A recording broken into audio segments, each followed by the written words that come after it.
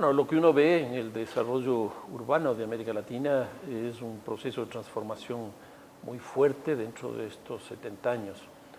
Pero uno podría encontrar ciertos momentos claves. Por ejemplo, a partir de la Segunda Posguerra Mundial, quizás el fenómeno más significativo haya estado constituido por el proceso de migraciones del campo a la ciudad. En ese momento, América Latina, en 1950, tenía el 41% de la población viviendo en ciudades. Hoy día, esto es alrededor de 70 años después, es prácticamente el doble, viven el 82% de la población en ciudades. Ese inicio del proceso migratorio significó un cambio sustancial en las ciudades de América Latina, que se expresó en la urbanización periférica, que adoptó distintos nombres según cada uno de los lugares. Por ejemplo, en el Brasil, las favelas; en Argentina, la Villa Miseria; en el Perú, pueblos jóvenes, y así sucesivamente. Y esto llegó a caracterizar lo que se conoció como la urbanización latinoamericana, que fue casi un concepto. Y la urbanización latinoamericana no era otra cosa más que este proceso de migración de la ciudad, del campo a la ciudad, y esta ubicación de lo que posteriormente fue interpretado como los barrios informales, los barrios ilegales, que constituyeron, según la teoría de la modernización de aquella época, en el dualismo estructural: lo formal, lo informal; lo legal, lo ilegal. Entonces, las ciudades de aquella época eran ciudades duales, estructuralmente duales. Quizás esa fue la característica principal. Esta doble condición ha ido cambiando hasta el momento actual, en que prácticamente podríamos decir que el ciclo de la migración del campo a la ciudad ha cambiado sustancialmente. Hoy día ya no hay una migración significativa del campo a la ciudad, sino que tenemos una migración más bien de carácter internacional, que establece otros vínculos totalmente distintos, donde el tema de la tecnología es clave. La ciudad también ya no es centrífuga, en el sentido de que crecen las periferias básicamente por la presión demográfica, sino que más bien hay una especie de regreso a la ciudad construida, que ha planteado nuevas temáticas. Por ejemplo, el caso del espacio público; por ejemplo, el caso de la necesidad de la comunicación urbana, que antes no existía. En otras palabras, en estos últimos 70 años, la ciudad de América Latina ha vivido un cambio sustancial, y su forma de interpretarla, obviamente, también.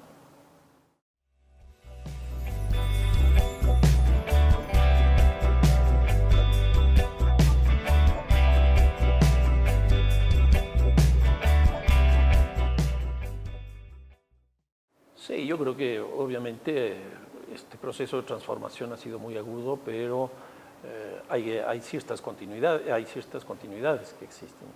Por ejemplo, la urbanización periférica sigue existiendo, pero hay diferencias sustanciales. Si la que existía antiguamente era producido por invasiones principalmente, que rompían dos lógicas de la urbanización de aquella época, que eran principalmente la propiedad privada, porque eran invasiones, y en segundo lugar las reglas o las normas de urbanización, que justamente a partir de la década de los años 40 y 50 en América Latina entra con mucha fuerza la planificación urbana, y fue la planificación urbana también de alguna manera la que dijo hasta aquí viene la ciudad y hasta aquí viene el campo, llamémoslo así. Entonces, esa doble condición hizo que apareciera la ilegalidad. Ya no existen las invasiones, ya no hay esta presión demográfica. Muchas de estas favelas, de estas villas miseria, han sido ya legalizadas, y no solo legalizadas, sino que también ya cuentan con servicios. Pero lo que nos hemos dado cuenta es que esta ilegalidad no solo está en la periferia, sino que está en la totalidad de las ciudades. Y entonces ahí han aparecido nuevas discusiones, por ejemplo, respecto de los temas de vivienda en la centralidad urbana, sobre lo que significan los centros urbanos propiamente dicho. Entonces, si bien hay cambios y hay continuidades, obviamente que en cada momento las cosas son distintas. El caso de la segregación urbana, que fue una forma de interpretación de esta desigualdad o de este dualismo estructural que surgió en los estudios de los años 60 principalmente, hoy día empieza a ser captada a través de lo que significa la fragmentación, porque la fragmentación ya es una forma de expresión distinta de la segregación.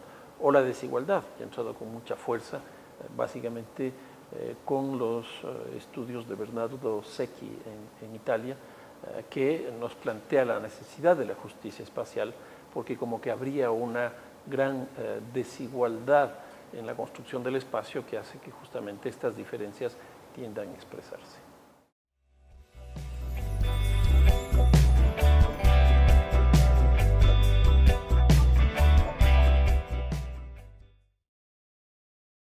Sí, yo creo que se podría encontrar por ahí 3, 4 momentos, quizás el primero que es ni bien salido de la segunda posguerra o en el marco incluso de la segunda posguerra, que se tiene una influencia muy fuerte de los congresos de arquitectura y urbanismo mundiales que se celebraron en Europa y las famosas cartas que se hacían en Europa.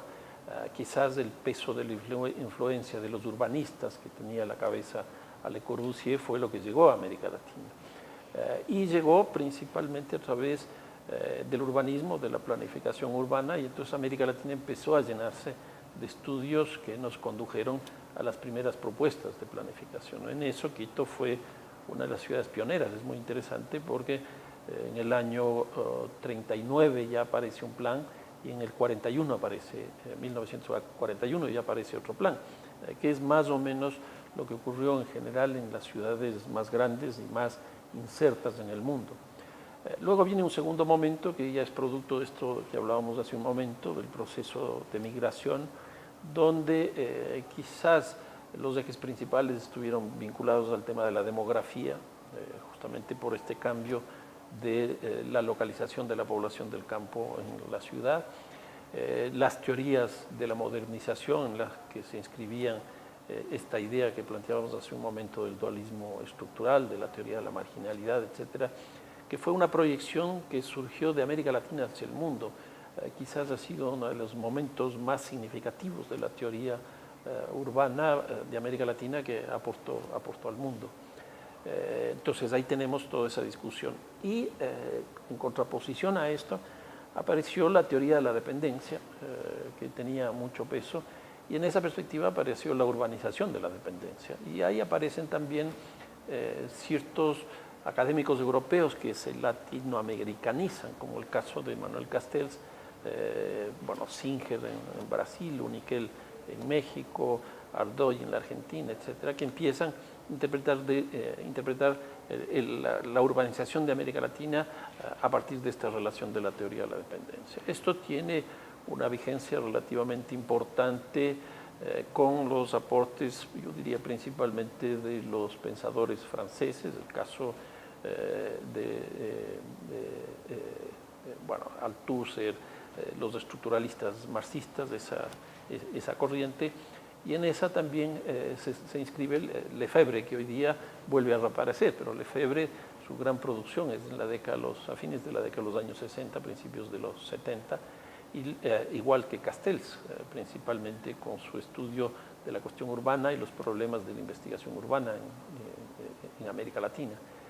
Eso se cierra a partir de los años 80, que empiezan a haber nuevas interpretaciones, quizás aquí por el gran peso que empieza a tener la reforma del Estado, la presencia de las tesis neoliberales en la ciudad, la presencia de nuevas formas de desigualdad y de exclusión, donde los debates están alrededor de la descentralización, del rol del Estado, el peso del mercado inmobiliario, donde la vivienda tiene un peso gravitante, pero bajo una lógica absolutamente neoliberal, con subsidios, etc. Y finalmente un cuarto momento, diría yo, que es ya de este siglo, que es una respuesta justamente a este gran avance de la concepción neoliberal de la ciudad, donde prácticamente la ciudad con sus formas de competitividad tenía que encontrar las salidas, empieza a haber un proceso de contrastación muy fuerte. Y ahí hay otro pensador, el caso de David Harvey, que nos plantea de manera directa el derecho a la ciudad, anclándose algo en el Brasil, que tiene una influencia importante, también anclándose algo respecto de Lefebvre, pero ahí viene su propia producción. Y ahí yo diría una especie de retorno del marxismo para la comprensión de la ciudad, y también el aparecimiento con mucha fuerza de los movimientos urbanos populares que convierten a esta forma de interpretación de la ciudad con la presencia de un actor urbano relativamente sólido. Hoy día nos encontramos, yo diría, en este momento, pero creo yo que centrado en una situación todavía, no sé si de anomia o de no saber por dónde caminar, porque me parece que lo que sí ocurrió desde principios de siglo hasta ahora sí fue de una manifestación bastante clara, y hoy día me parece que no es tan así como parece.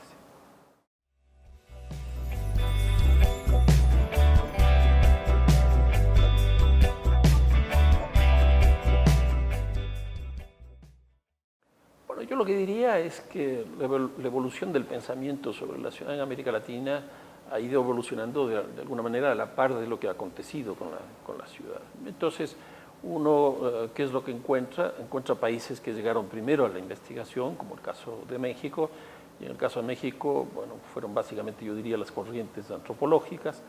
En el caso de Brasil, probablemente tenga mucho que ver la geografía, y quizás Singer sea la figura más sólida. Está el caso de Argentina con cosas históricas alrededor, por ejemplo, de Jorge Enrique Ardoy, o de cuestiones demográficas con un grupo importante de pensadores que trabajaron eso. Luego hay un segundo momento donde entran otros países, como el caso de Perú. Yo creo que ahí también está Ecuador. El caso de Perú ha tenido también mucha influencia lo que es toda la reflexión sobre Lima, y la reflexión de Lima nos llevó también a que esa pueda proyectarse mundialmente alrededor del significado de la barriada. Ahí está el famoso libro de John Turner de Libertad para Construir, o está también el otro sendero que es visto más bien desde una perspectiva neoliberal, la barriada popular limeña. Pero son expresiones que nos condujeron a plantear a partir de esa experiencia lo que es el mundo. Ya más recientemente, yo creo que esto se ha ido diversificando. Uno ya no puede encontrar una persona, sino incluso uno podría encontrar más bien instituciones. Ahora, el marco institucional en América Latina también ha variado mucho, porque surge principalmente, yo diría, de los pioneros, algunos de estos nombres que he señalado, el aparecimiento también de marcos institucionales alrededor de fundaciones. Está el caso de CEBRAP en Brasil, está el caso de Gino Germani en Argentina, está en el caso de Ecuador mismo, el Centro de Investigaciones Ciudad, está el caso de CIDAP en el Perú, etcétera, que eran básicamente centros de investigación tipo ONGs, que ahí es donde empezó a recluirse la investigación. Pero ya a fines de la década de los 90, principios de este siglo, la investigación se va a las universidades. Y me parece que ahí las universidades empiezan a hacer bastantes aportes significativos. Yo diría ahí los casos mexicanos son interesantes, alrededor de la UNAM, en el caso de Ciudad de México, el Colegio de México mismo. Luego se tiene en Colombia también un peso relativamente importante de la Universidad Nacional. En Brasil, ni se diga el caso de la Universidad Fluminense en Río, o la Universidad de San Pablo en San Pablo. En Chile, la Católica. Y en el caso de Ecuador, yo creo que el aparecimiento del programa de estudios de la ciudad en Flaxo también fue un momento importante. Y esta última fase en la que estamos viviendo, creo que entró con mucha fuerza esta lógica internacional de los famosos rankings, donde las revistas, los puntos, hicieron, a mi manera de ver, que la investigación pierda riqueza, porque ya no era la investigación de largo plazo, sino básicamente los artículos indexados, que la investigación se reduzca a una cosa absolutamente de revista, que incluso se publicaba más fuera que internamente.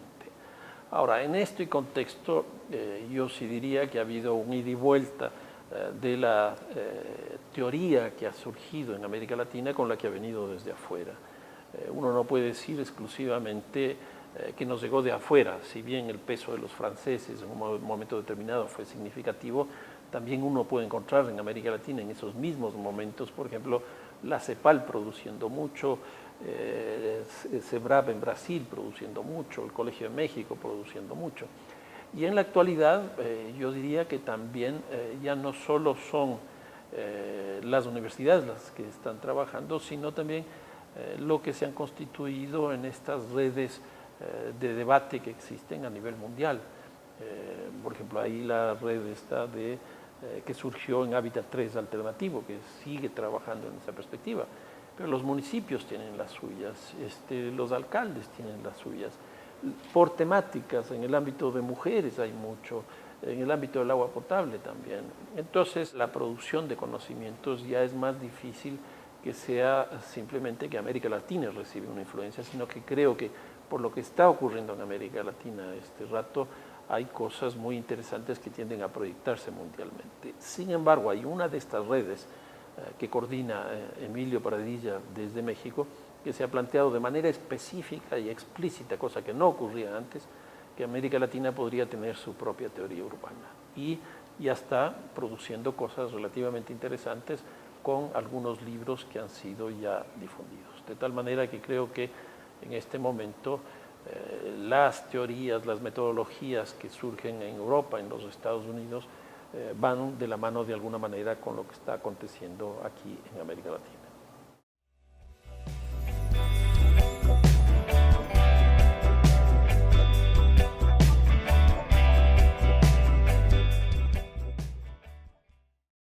Bueno, yo creo que eso también está evolucionando porque, por ejemplo, alrededor de esta red, la coordina Emilio Pradilla, hay un grupo de no menos de unos 50, 60 académicos de altísima calidad que hay en América Latina y que están planteando constantemente sus estudios, sus investigaciones, sus difusiones. Y lo interesante es que a la par que van produciendo conocimiento de la ciudad en América Latina, también van criticando la forma de producción de los otros conocimientos sobre estos marcos teóricos que nos vienen de afuera. El tema de la gentrificación, que ha entrado con mucha fuerza, que nace en Inglaterra y se riega por todo el mundo. Pero también hay muchos estudios sobre gentrificación que le ven de una manera absolutamente crítica. Pero creo que también en América Latina empiezan a aparecer estudios nuevos, por ejemplo, el caso de migraciones, con todos los cambios que han surgido y cómo esta migración, ya no del campo a la ciudad, que significó lo que en aquella época se produjo, bueno, este famoso libro de las ciudades de campesinos, donde en las periferias se reproducía una economía campesina, una lógica cultural campesina.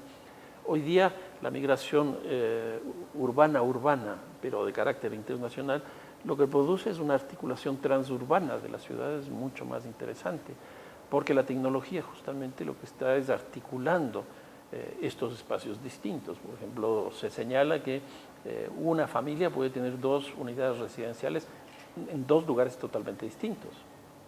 Esa familia puede vivir en Quito, pero puede vivir en Murcia también.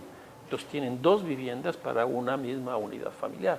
Esos son estudios que están planteando nuevas relaciones entre las ciudades que antes no existían, que por ejemplo tienden a cuestionar también la idea de la ciudad global.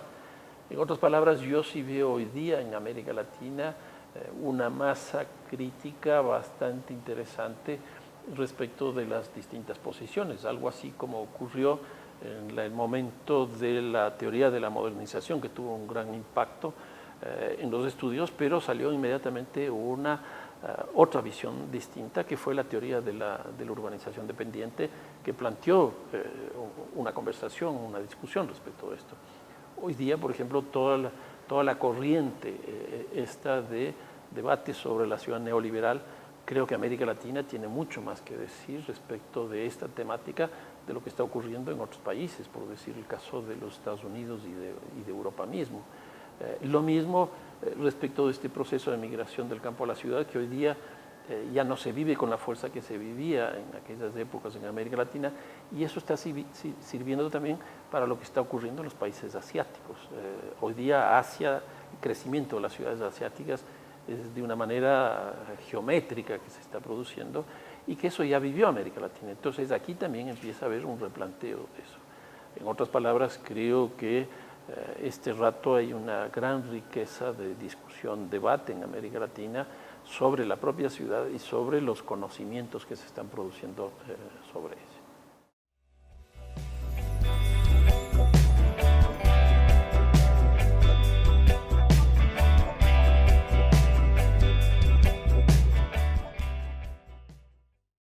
Bueno, lo que yo veo es que hoy, como nunca, el nivel de producción sobre temas urbanos es impresionante.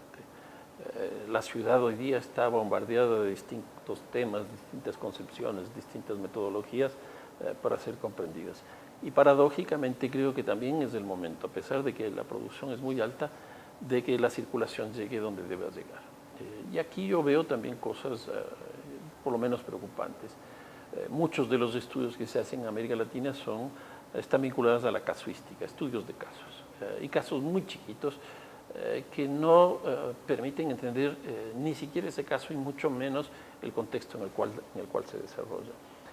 Yo veo esto un problema de la academia en América Latina que viene de las influencias de los grandes centros de poder académicos del mundo.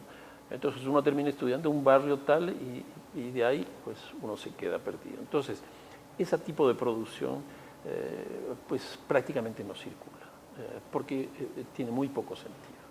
La otra cosa que existe es, que también viene dentro de los centros hegemónicos mundiales, es que la gran distribución se hace a través de las revistas.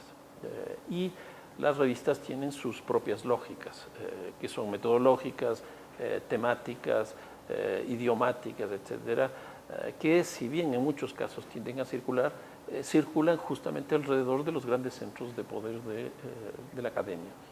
Un estudio que es hecho en Quito de buena calidad tiene mucho más valor si es que se lo difunde una revista en inglés.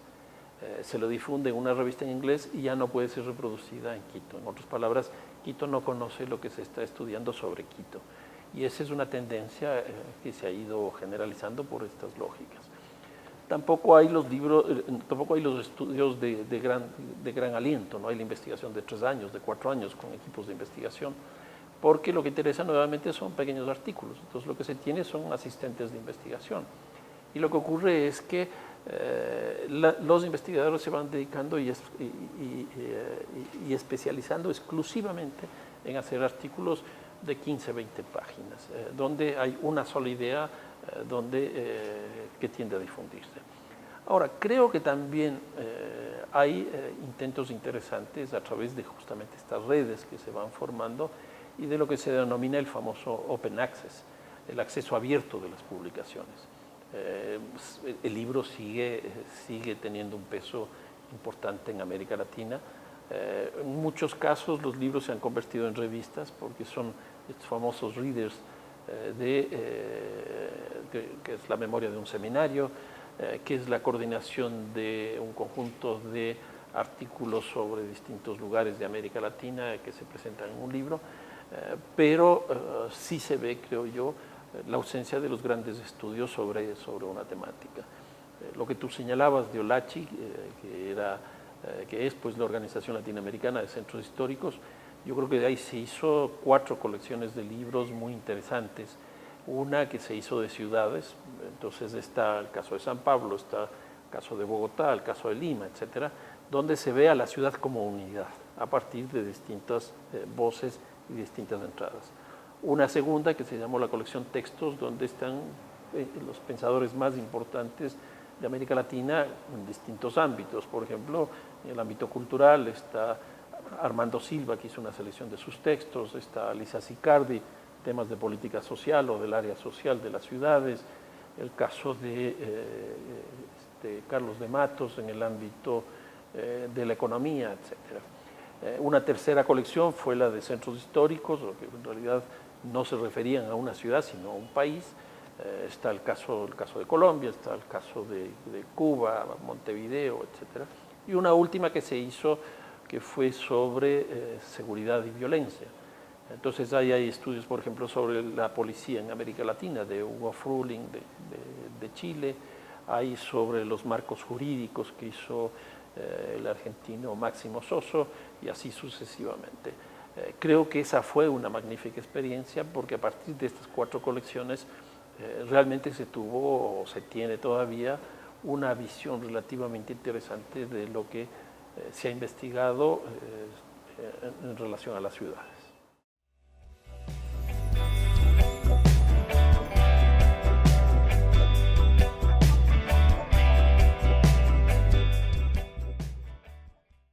Yo veo que es bastante perversa esta lógica de la indexación y de la publicación en revistas y de esta academia que nos viene desde afuera con una fuerza muy grande, porque a la larga también tiende a especializar mucho al académico y al especializarle no solo es en el área temática, sino también metodologías con las que se trabaja, a especializarle solo en determinados campos, con lo cual incluso ese académico termina aislado del mundo, se encierra en su oficina con su asistente y cada año producirá 1 o 2 artículos, con lo cual su cuestión queda absolutamente terminada. Pero yo creo que ahí están surgiendo nuevas formas de hacer investigación, algo parecido a esto que se habló, sobre todo en la década de los años 80, de la investigación-acción. Yo creo que de una misma investigación pueden salir múltiples productos, es decir, el producto académico, que obviamente es necesario para que avance el conocimiento, pero de esa misma investigación no solo deben aparecer conclusiones y recomendaciones, sino también propuestas de política que se pueden articular con otros actores, y eso también da la posibilidad de conocer ese otro espacio que no es del espacio de la academia, sino el espacio de las políticas, para incorporarle en el mundo académico. Y por esa misma vía conocer las sociedades locales, conocer las ciudades, porque este académico al encerrarse en su propio espacio pierde el contacto con la realidad y termina simplemente abasteciéndose del conocimiento bibliográfico, hemerográfico, etc., y las metodologías se empobrecen notablemente. Yo veo que también sí hay, de manera paralela a esta lógica que viene del exterior, este tipo de metodologías que están rompiendo con esta forma de hacer conocimiento.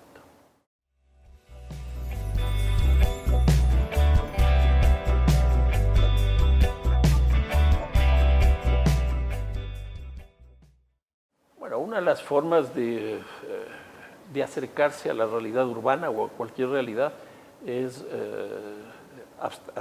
generando abstracciones, y la abstracción no es otra cosa más que la separación de una parte respecto del todo. En ese sentido, las teorías segmentan a través de los temas, a través de las problemáticas que trabajan, pero también las políticas generan segmentación. Es decir, si un municipio decide trabajar vivienda, ese es un tema que tiende a producirse. El problema que existe en la actualidad es que estas rupturas no surgen de las teorías, ni tampoco surgen exclusivamente de las prácticas de la política pública, sino que surgen también desde la propia academia, y va en la línea de lo que decía hace un momento, de esa especialización en extremo, que nos lleva a hacer estudios de caso. Yo creo que ese es quizás lo más significativo y lo más emblemático de la investigación que se está haciendo hoy día. Ni siquiera hay estudios comparativos, sino el caso. Y obviamente esa fragmentación no conduce a la reconstrucción de la unidad, porque cuando se hace la abstracción se hace desde el todo, y entonces desde el todo se entiende las partes, y el conocimiento de las partes nos lleva a comprender la situación. Hoy día, de lo que se ve, por ejemplo, de las grandes políticas mundiales, es el aparecimiento de este conjunto de nombres que yo le he llamado la urbanización de las palabras. Entonces está la ciudad segura, la ciudad rebelde, la ciudad resiliente, la ciudad. He logrado identificar alrededor de 47 ciudades. Y entonces, ¿qué es lo que ocurre? Cada una de estas ciudades tienen sus variables e indicadores. Por ejemplo, la ciudad segura, básicamente el indicador es la tasa de homicidios. Si la tasa de homicidios baja, porque se han comprado más armas, porque la policía está en la calle, etc., esa ciudad mejora dentro del ranking que está establecido. Y la competitividad de la ciudad competitiva no es otra cosa más aquella que está subiendo dentro de estos rankings. El caso, por ejemplo, de la ciudad inteligente surge básicamente de la IBM, esta gran empresa mundial, esta gran corporación mundial que impulsó esta como un mecanismo para que las ciudades empiecen a incorporar la tecnología, que no está mal eso, pero lo que sí se ve claramente es que apareció el ranking de las ciudades inteligentes. Y entonces eso está ocurriendo en todos los casos. Y nuevamente esto surge, en algunos casos, de las grandes corporaciones mundiales o en su defecto de los grandes centros académicos del mundo, que nos van planteando justamente estas rupturas que a la larga son una especie de patologías que nos plantean una forma de comprender la ciudad y que en la práctica nos hacen perder el gran horizonte de lo que significa.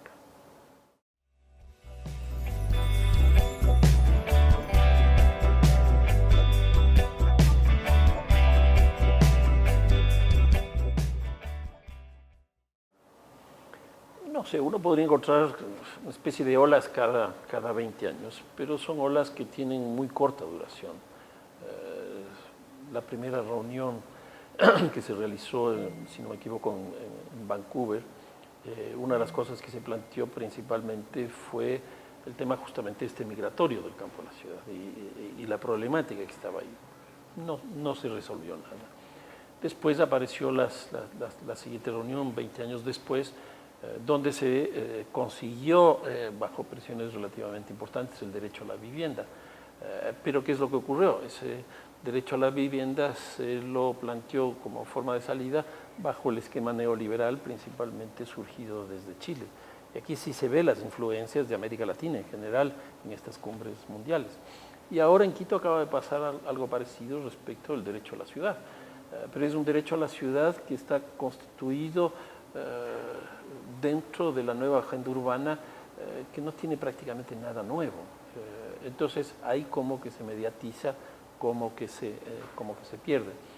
Ahora, ¿qué es lo que ocurre entre estas grandes corrientes de propuesta de política internacional? Es que en general la ciudadanía está fuera. En Quito fue clarísimo eso en la reunión de octubre de Hábitat 3, donde la ciudadanía no estuvo presente para asumir sus reivindicaciones, sus demandas. Y entonces esto nos lleva a una cosa paradójica. Ciudad sin ciudadanía no existe, pero sin embargo aquí eso se produjo. Una segunda cosa que pasó es que la cooperación internacional es la que diseña el conjunto de las políticas internacionales, los gobiernos nacionales se comprometen y los alcaldes y municipios son finalmente los que tienen que acatar el resto. En otras palabras, lo que se tiene es esta cosa que se ha venido diciendo desde hace mucho tiempo, pensamiento global, actuación local, que lleva a que prácticamente los municipios pierdan autonomía. Entonces yo creo que aquí hay que hacer un repensamiento general y para eso mismo creo que son este ámbito de las redes que se están desarrollando profusamente en América Latina y donde están surgiendo las nuevas formas de pensamiento sobre las ciudades y las nuevas políticas urbanas que se están planteando este rato a nivel mundial. Se pueden señalar casos interesantes como los que ha vivido Brasil, los que ha vivido Montevideo, Rosario, el caso de Medellín, Bogotá, Ciudad de México, pero en Europa y los Estados Unidos también, el caso de Nueva York en los Estados Unidos es un caso muy interesante, Barcelona, Madrid, exactamente igual.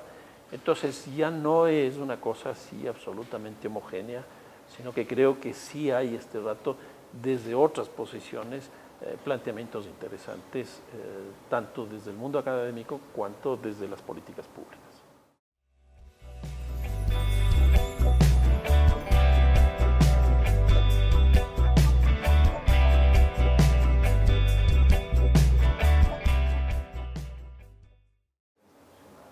Bueno, lo que empieza a aparecer es opciones internacionales que nacen desde lo local, que nacen desde las problemáticas específicas.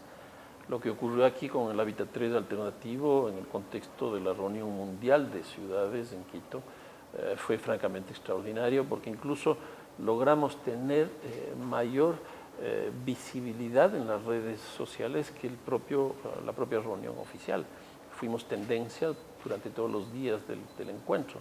Pero no solo eso, sino que ya es una caja de resonancia donde hay muchos sectores que empiezan a expresarse políticamente. Ya no es solo Hábitat 3 oficial, sino que también ya hay una opción distinta. Y lo que es interesante es que es una opción internacional. Y lo que es interesante es que es una opción que utiliza la tecnología. Pero también es interesante porque se va sistematizando estas experiencias y esto va teniendo también sus expresiones en el conocimiento y también en las políticas. Resultado de eso tenemos dos iniciativas que surgen de ahí que son bastante interesantes.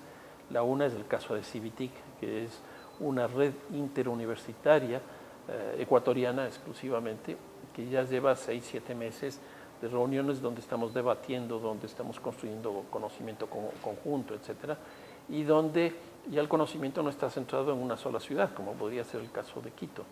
Pero esta misma organización Civitic tiene una proyección internacional a través del Secretariado General de Hábitat 3 Alternativo, que va a tener su segunda reunión en Guadalajara el próximo año, porque van a hacer reuniones cada 2 años. Y surge también una cosa que es muy interesante, que es el caso de OLACIF, la Organización Latinoamericana de Ciudades Fronterizas. Hasta este momento las ciudades de frontera eran lo marginal de lo marginal, era prácticamente algo que no existía. De pronto a través de OLACIF empezamos a darnos cuenta que hay ciudades muy grandes, por ejemplo el caso de Ciudad Juárez, que tiene más de 1.800.000 habitantes, que es una ciudad para cualquier lugar del mundo, una ciudad muy grande. Pero no solo eso, sino que la lógica del funcionamiento de estas ciudades están atadas con lo que ocurre al otro lado del país. Y entonces aquí se empieza a cuestionar incluso las formas de integración internacionales a través de las relaciones interurbanas. Ya hemos hecho un congreso el año pasado en la frontera Ecuador-Colombia y ahora se va a hacer el segundo congreso en la frontera Chile-Perú, Tacna y Arica, donde esperamos que se pueda debatir las nuevas opciones del desarrollo urbano, no solo de las ciudades de frontera, sino en general de las ciudades en América Latina. En otras palabras, el gran conocimiento que se produce en las ciudades empieza a circular en las redes, empieza a circular en estos grandes congresos, en estas grandes reuniones, y no queda circunscrito exclusivamente a lo que se puede hacer a través de un artículo escrito en español, traducido al inglés y difundido en los Estados Unidos.